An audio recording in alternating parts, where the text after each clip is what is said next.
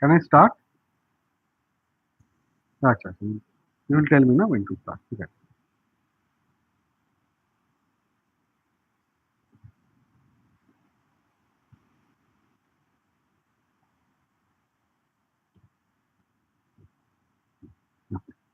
Hello friends, I am Dr. Shubrangshu Sanyal. I am the CEO of IIM Calcutta Innovation Park, which is a business incubator set up by IIM Calcutta. And I work with entrepreneurs, uh, help them to take their innovative ideas uh, to a successful business venture. So today, I'm really excited to interact or talk to all of you on something which I'm very passionate about, and I think as Indians, we are all very passionate about that. What I'm going to talk today, because this is the uh, mission and vision of our country. Okay, so let me start sharing my screen, and I will share my thoughts with you. Just hold on for a.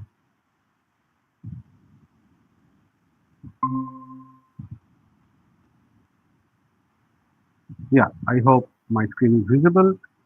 So this is what I'm going to talk about today: doing well by doing good.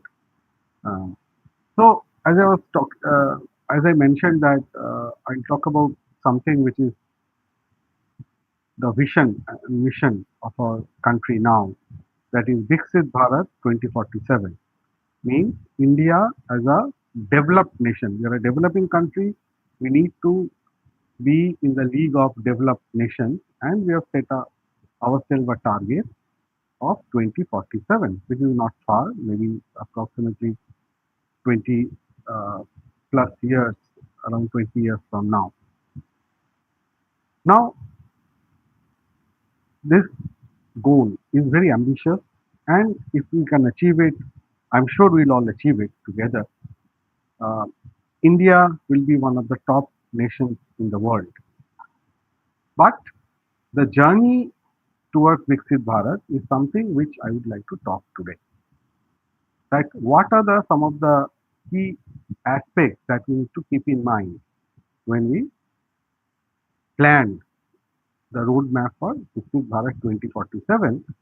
And in this roadmap, you all who are listening today, each one of us have a very important role to play. Then only a country will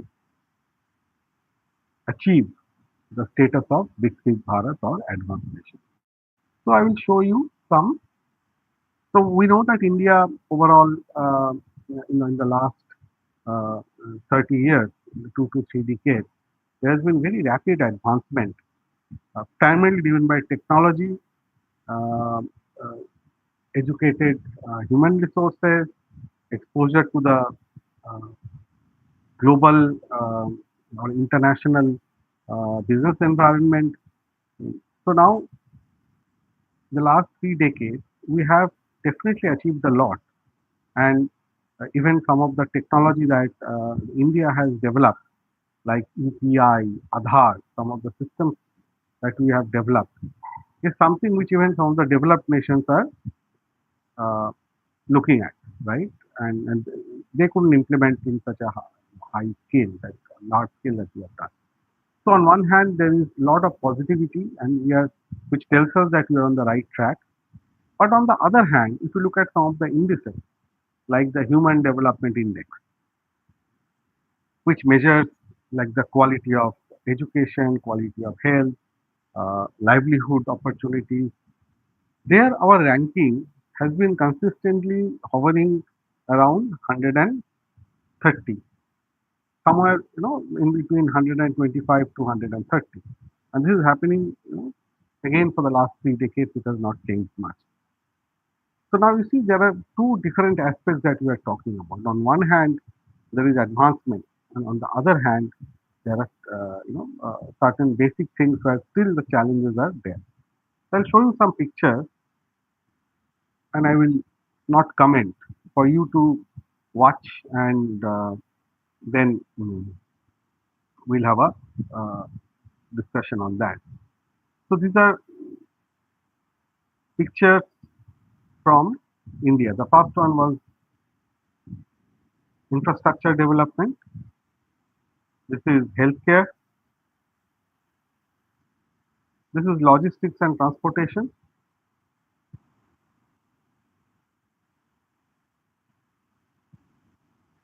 This picture shows education, and I have picked all these pictures from internet, the publicly available on the internet.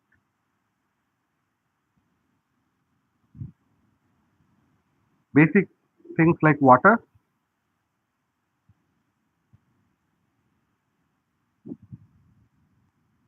waste, environment. So if you look at all these pictures, what is the moral of the story, right? On one hand, we see advancement, which is equivalent to a developed nation. On the other hand, we see really big challenges. It is not that we are not aware of these challenges, right? I think uh, since our independence, we have been living with these challenges, and these challenges are there for quite some time. We all are aware of this, okay? But if you see, these challenges are becoming bigger every day. If you look at healthcare, primary education, environment, okay, um, waste, uh, drinking water, logistics, lots lots are happening, but still the challenges are existing, and this is what is impacting the lives of common people. So unless these challenges are solved, you can understand that we'll not be able to reach the status of Viksit Bharat or a developed nation. So I think the biggest task on hand or the toughest would be how we can attack these challenges and come up with solutions that addresses this challenge. But the first question is why these challenges still exist. We knew about it, everybody knows about it. Lot of work is happening. The government has a lot of initiatives. There are NGOs. There are plenty of activities happening, right? But why still these are becoming bigger and bigger? I think the first question is that we all know about these challenges, but the main question is who will address these challenges, right? When this question comes, then everybody like feels that okay, I've not seen it, I've not heard it, I'm not going to talk about it. Okay, when it comes to that, are you going to address this challenge? And then we feel that the other person would be, should address this challenge. It's not my job, right? So and we start blaming the other person. So it can be the government, it can be the corporate or whoever it is. So every time these challenges we see, we feel we try to ignore it first of all, and when we can't ignore it, we always try to point fingers to others. And if there are some people who would like to take up this ownership and say that I would like to solve it, okay, and then people feel that okay, this person is so stupid. Why he's wasting time in doing all these things? Rather, he is educated. You can have a good career. So the society doesn't acknowledge the contribution of or doesn't encourage these people to or let's say youngsters doesn't want to take up a job and wants to uh, solve this problem, address these issues, okay, and build a career around it. I don't think they will get a lot of encouragement and motivation. So this is what is happening, right? So this is, I feel, is the root cause of, in spite of so many effort, things are not getting addressed properly. I think this is the root cause for that. And this is what Albert Einstein has mentioned that we cannot solve our problems with the same thinking we used when we created them. It's very important. I will repeat. We cannot solve our problems with the same thinking we used when we created them.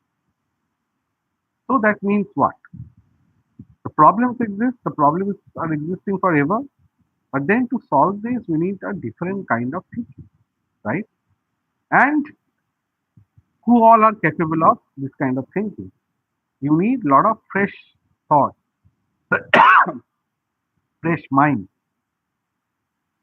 to come up and try to address this problem and come up with new solutions to it. Otherwise, unfortunately, in spite of our effort, we'll be adding on to the problem. So there is this concept called social entrepreneurship, where people initially people said, okay, if somebody is hungry, give that person a fish. But then people thought that if I keep on giving fish, then it becomes charity, and that person will never learn how to make his own food. So then the next level is teach that person how to catch a fish. So that is the initially was charity. Second thing was enabling, killing. So that works well. That you teach people how to fish, and then people will whenever the person is hungry, he or she will catch fish and satisfy their hunger. But then that is not enough because you catch fish, you satisfy your hunger, but there are a lot of other needs. How do you take care of the other needs, right? Just by catching fish and satisfying your hunger is not enough. So the next level is that you not only catch fish for yourself, you catch enough fish together so that there is a surplus, and this surplus you can use to get the other kind of satisfy the other needs that you have. Okay, so you build a industry, fishing industry, which will help you to generate that surplus, which you can utilize to satisfy the other needs. So this is the concept of social enterprises or social entrepreneurs. So who are passionate about solving a problem, but in a surplus generating fashion, so that the solution becomes scalable. It can it not only takes care of my need, it can take care of others' needs as well. It generates enough surplus so that it keeps on sustaining. So, as youngsters, as students, this I think is the should be the mission if you want to participate in the Viksit Bharat 2047. If you want to achieve this vision, that we need to leverage innovation, primarily leveraging science and technology, to solve real life problems. We need to leverage innovation to solve real life problems and develop a model which will create scalable and sustainable socio-economic impact. So you definitely need to do good, but while doing good, you also need to do well yourself, right? So this is the model which of social entrepreneurship, which I think would be very well applicable for our Indian finance. And the starting point of that would be leveraging innovation, identifying new ways of solving the problem, real life problem, making it scalable and sustainable so that you can achieve the solve the problem but also sustain yourself. So technically this is how it looks like.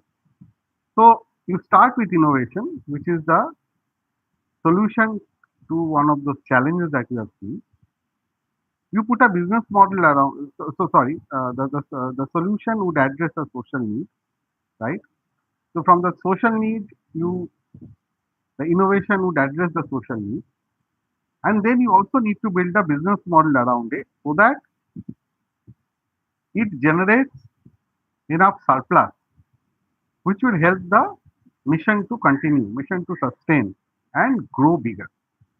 And if you look at this intersection point is sustainable and scalable impact. And typically, social enterprises should operate in this domain.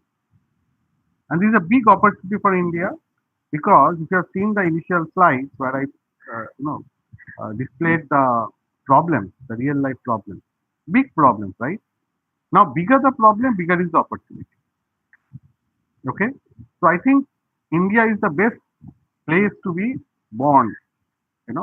Because you have lots of opportunities now, which needs to be addressed, right? So let us leverage this opportunity and try to come up with solutions that are scalable and sustainable and coming up with social enterprises. Now, entrepreneurship. Now, when I talk about social entrepreneurship, I think people do understand the need for innovation, need for solution. But then entrepreneurship is something which in most part of our country is not something which people are by default, is not the by default choice, okay, or the first priority. And primarily the reason being that people perceive lot of risk in entrepreneurship, which is correct, okay. And whenever I interact with youngsters, okay, they are quite excited about the solving problems, but then taking up that or taking that solution to a business venture, doing entrepreneurship is something where they are a bit scared, okay, and they have lots of questions which they have in mind, because of which they are unable to take the first step. So let me tell you, what is entrepreneurship? Okay, entrepreneurship is beyond doing a business. Okay, to me, entrepreneurship is a mindset to solve real life problems. Doesn't matter whether you are doing a business or whether you are with a corporate or whether you are studying. There is it is almost it has become mandatory to develop this entrepreneurship mindset. Okay, which is having the ability to solve real life problems. Then, if you want to build that as a business venture, you should be willing to take risk. But this risk is not like taking a blind risk. It is against the reward. Okay. So you are taking risk, but you are also expecting a return, which is your reward. And that helps you to keep on sustaining this venture or this initiative that you have started, right? And the entrepreneur should also have the vision to scale up the impact because unless you grow, you will not be able to make enough surplus and sustain. Okay. Then next question that comes to our mind is, are you an entrepreneur? Okay. Because people have doubts that, whether, I can be an entrepreneur or not. In my family, nobody has done entrepreneurship. So a lot of questions. So I just try to answer some of the questions that you have. First of all, Professor Mohammad Yunus, who is currently the Prime Minister of Bangladesh, or he is the caretaker Prime Minister. So he is a big supporter of social entrepreneurship, and he mentioned that something which I like. He said that all human beings are born entrepreneurs. If you remember or if you think about the way the human civilization has grown, human beings have been solving problems from day one and inventing various things which made our life better and better every day. Starting from inventing the wheel, discovering fire, all those things, right? So we all have that in our genes. But then, since we have not practiced that, or if you are not practicing it, we don't even realize that we have that capacity, right? So each one of you have this capacity in your gene. You have this entrepreneurship or this ability to solve problems, right? Only thing you need to do is that start, make a start solving problems, try it out, and then you will see that, realize that you have the capacity to do it. So at least make a start. So there is another perception that entrepreneurs are born, right? So they are born with certain characteristics which everybody doesn't have. Only a few people have that, right? It's in their genes. So Peter Drucker, the famous management guru, he mentioned that it is not magic, it is not in the genes, it's a discipline. And like any discipline, it can be learned. Okay, so don't worry about whether you are the first generation entrepreneur or whether anybody in your family has done entrepreneurship. It's in the gene or not in the gene. All those things are not at all applicable. What matters is your willingness to try out. And once you try out, you will see that it's already there in your gene. Okay. You need to be disciplined, learn. If you follow a structured way, then the probability of success will also go up. And there is difficulty. Definitely there is difficulty. There is a risk of failure. Okay. But then if you are a pessimist, you will see the difficulty part. Right. But if you are an optimist, you will convert that difficulty into an opportunity. Right. So the challenges that we have discussed initially, which exist in our country, you should look at it as an opportunity for you to contribute towards the nation building, our mission of building the nation to this Bharat. Now there are a few questions that people ask me. Okay, that entrepreneurship is difficult because my perception is that you need to be a genius, you need to be a tech expert, but you also need to manage finance, you also need to manage people, you also need to go and market. So there are multiple things that you need to do, right? And so you need to be a genius to become an entrepreneur. Okay. So this is what one famous person said, and I show the name. So genius is 1% inspiration and 99% perspiration. And who mentioned it? It is Thomas Alva Edison, the genius himself. So whatever you heard about entrepreneurship, that people are all genius and all, that is not true.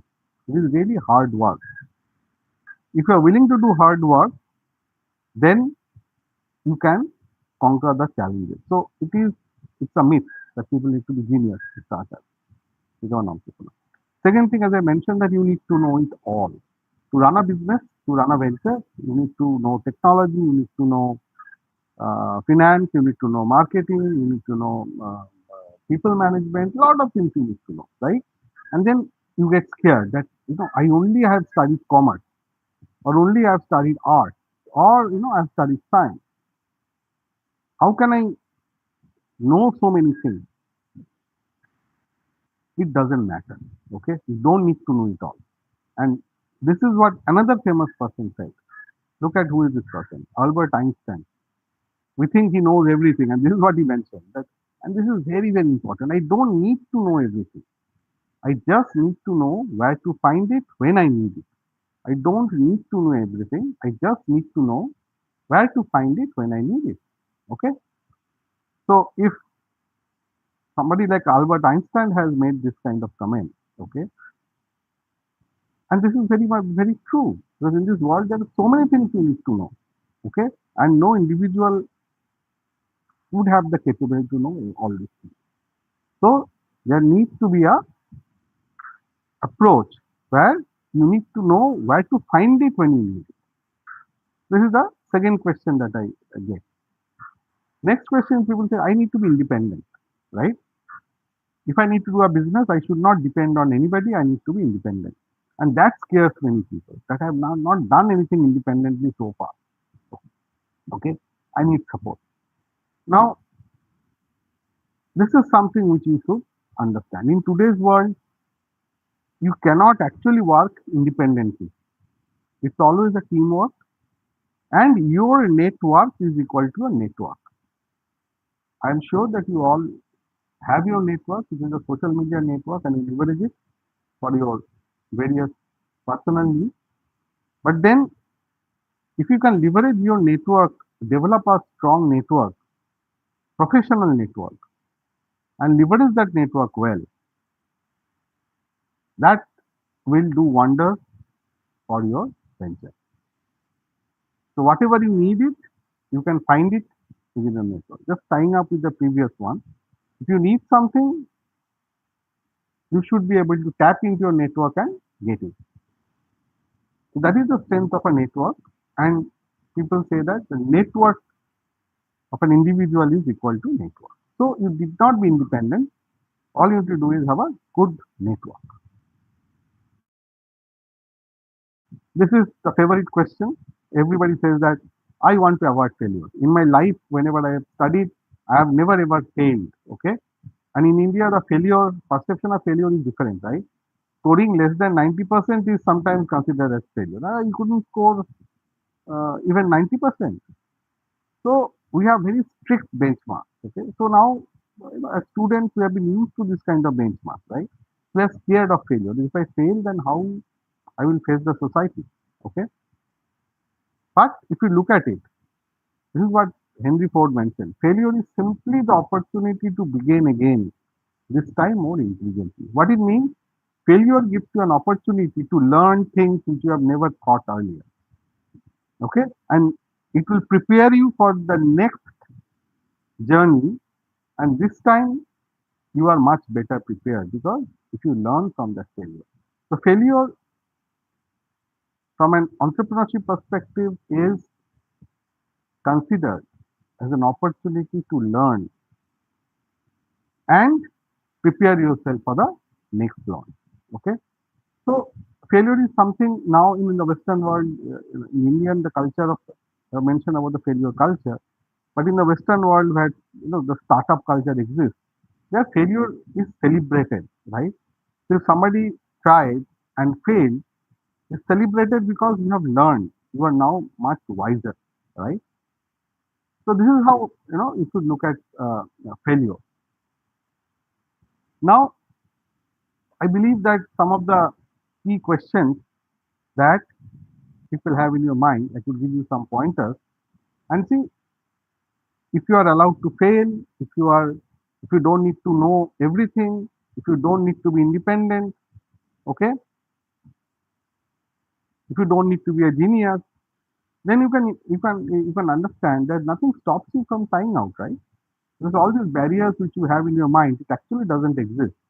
So nothing should stop you from trying out and address some of the challenges that you see around you. Now, I'll give you three simple steps, okay, which you can, or three simple tests, okay, which you can use when you evaluate a solution. So sometimes people say that, look, I have this idea, I have this solution, okay. I really don't know whether it's a good idea, whether this idea I can take it to make it a successful business venture, right? Whether this idea I can make it bigger, right? So that I have a sustainable business venture, right? So these are the three questions that I would ask you to check, and the answers to these questions will tell you whether you have a good idea or not. The first question is it a real problem, right? The problem that you are trying to solve, is it real or it is something you have assumed? You need to validate that. You need to go to the field and talk to people, observe and understand, gather data, which will give you confidence that yes, it's a real problem. It is not that what I'm assuming sitting in my room. Okay. Second question you need to ask is it a big problem? Is this problem faced by only a few people? Maybe it's a very localized problem, or this problem is faced by a much larger population in multiple states all over the country. Okay, this is a question you need to ask. Is it a big problem? Okay, if it's not a big problem, if it's a very small problem, only a few people face it, then if you come up with a solution, it will not grow because only a few people have the need, right? So generally a venture grows or scales up only when there are a large number of people have this need or problem. Okay, that's the second question. Is it a big problem? The third question is would people be willing to pay for your solution? Right? Okay, it's a real problem, it's a big problem. Now you come up with solution. Now is the market ready to accept the solution or willing to pay for the solution? Because sometimes you bring solution, people say that okay, I can use it for free, but if you want me to pay, I need to think, right? So this is what is the third question to validate. Would people be willing to pay for the solution? So if these three questions, the answer to all three are yes, and these are and condition. All three must be yes. Okay. If all three answers are yes, then you, I can tell you that you have a very good solution in mind. Okay. You should go ahead with the solution. And if any one of these is not positive, you should not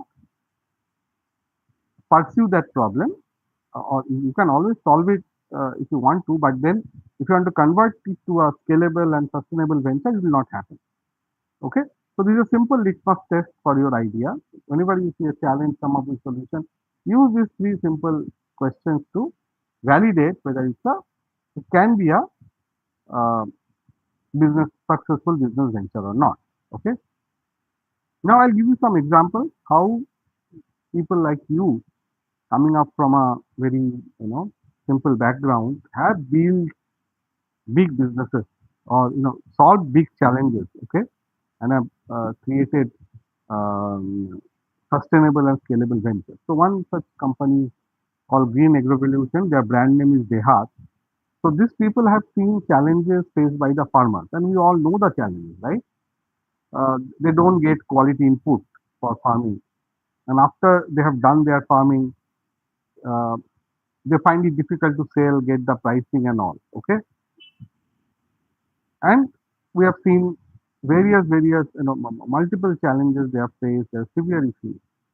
Okay, now this organization, the youngsters, they figured that out and they solved the problem by developing initially a platform which will connect farmers with the market players. Okay, and not only a technology platform but also rural kiosks, because sometimes farmers are not comfortable, with the technology, right? They want a face-to-face interface.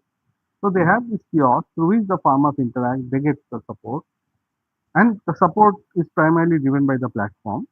Okay, and they get the quality input like fertilizer, seeds, even finance.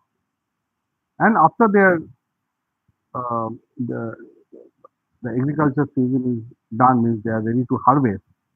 Then they also get connected to the market where they can sell at a uh, very I would say reasonable price. Okay, without dependence on the multiple layers of middlemen. So they are getting the right kind of pricing.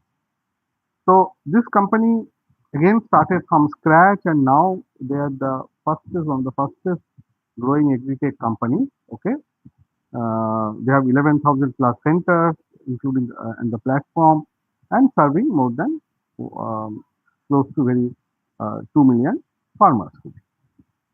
Another company, very interesting, another youngster who's who has a technology background.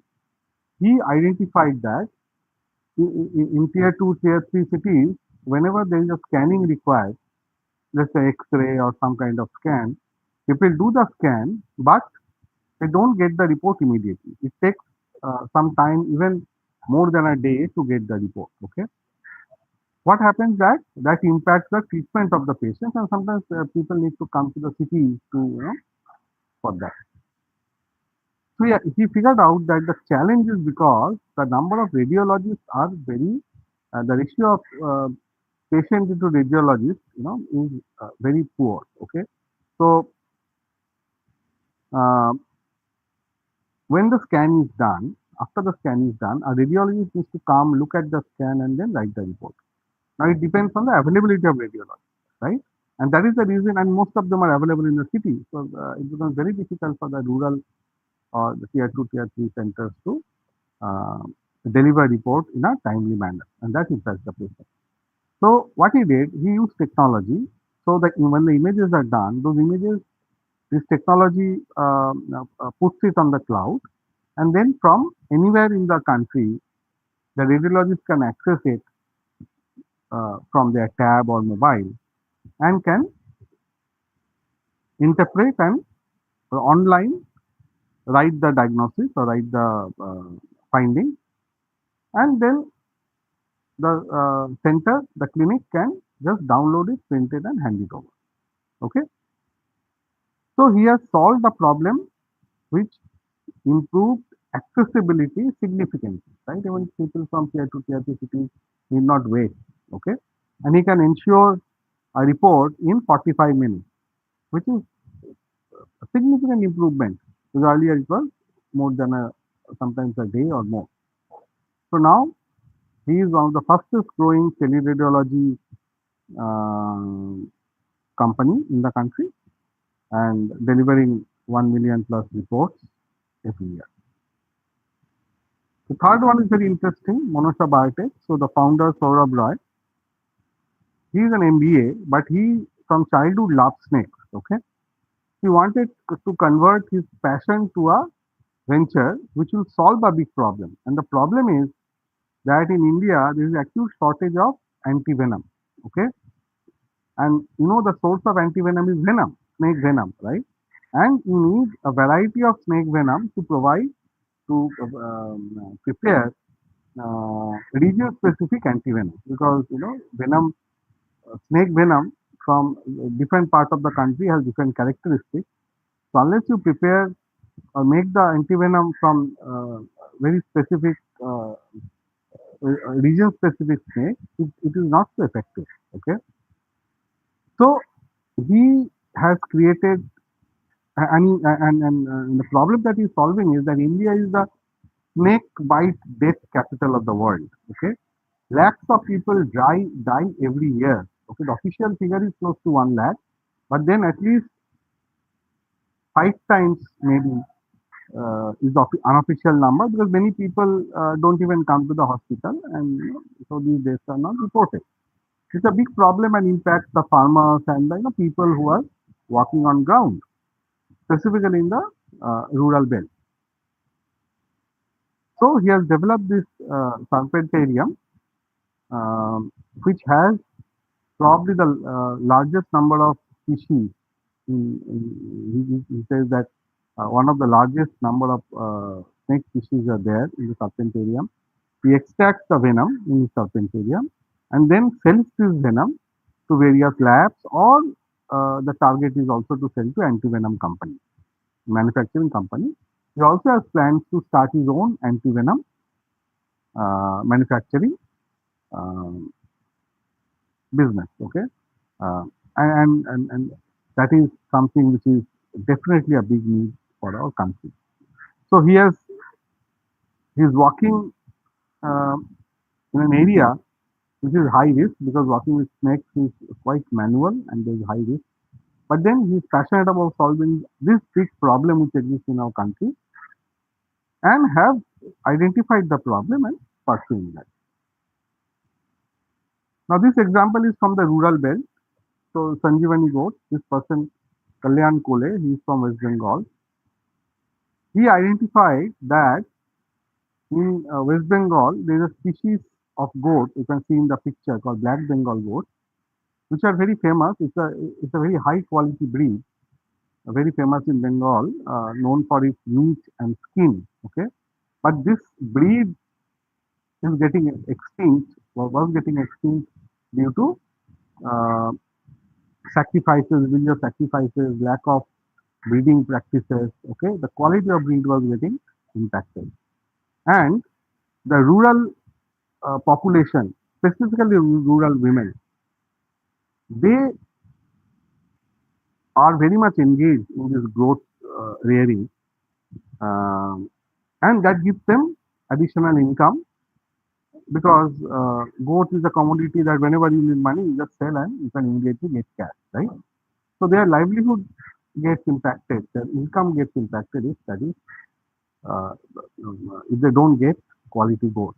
Okay, so he identified a technique called artificial insemination technique, which earlier was couldn't be applied to this Black Bengal goat, where he extracts semen from good breed of male goats, prepare uh, something like a capsule kind of thing, which he trains the rural women to apply, okay, door to door. The rural women get trained, they take the artificial insemination straws or capsules, then they go door to door and apply in their villages. They also provide vaccination and various other services, which helps the goat farmers to have a healthy, uh, to have their growth in a very healthy population of goats. They can earn more because the weight and quality also the weight of the growth goat also grows, and he also makes market connect. So the goats which are uh, the goat rearing that happens, he have a like a buyback kind of a arrangement where the farmers can rear the goat and then they can sell it, and he then aggregates that and sells to the various meat processing units. So that way he's providing complete livelihood opportunity for multiple segments. One for the women who became micro entrepreneurs, who apply this technique door to door, take care of the goat. The second category is the farmers by increasing their income. So this is again another solution which is at a rural setting. So see, the four examples that I've given you, they're from different areas, and which tells us that there are a lot of opportunities which exist, right? You need to just look outside, check what's happening around, and then you can come up with solutions which may not be uh, very difficult to implement, right? So there are examples. People like you have tried and done it. They don't have any extraordinary capability. They are all normal human beings like us, but they are extremely passionate, extremely disciplined, and they have the strong urge to solve a problem. And they are sustainable. They are making money, they are growing, and they are sustainable, right? So actually, you can do well by doing good. Okay. So I'll end up with this a couple of messages that most of the time we are scared. We don't we are scared to take the next step. But as Paulo Coelho has said, that when you want something, all the universe conspires in helping you to achieve it. If you really want something strongly, you will get support from the universe to make it happen. So you need to just have that courage and start and believe in your cause. And if you really want to see a change, you need to be the change. If you don't participate, if everyone, all of us don't participate, our country will never reach that stage of Viksit Bharat. Okay. So let us all work together, be part of the solution, be part of the change, have courage to implement it, do well yourself, and do good to the society. So this is my message for all of you. And if you are working with innovative solutions, if you identified good solutions, started working on it, need support to grow and scale up, IIM Calcutta Innovation Park is there for you to help you, to guide you. So I'll be looking forward to all of you developing this entrepreneurship mindset and contributing to the mission of Viksit Bharat. So thank you so much for listening, and I wish you all the best. Thank you.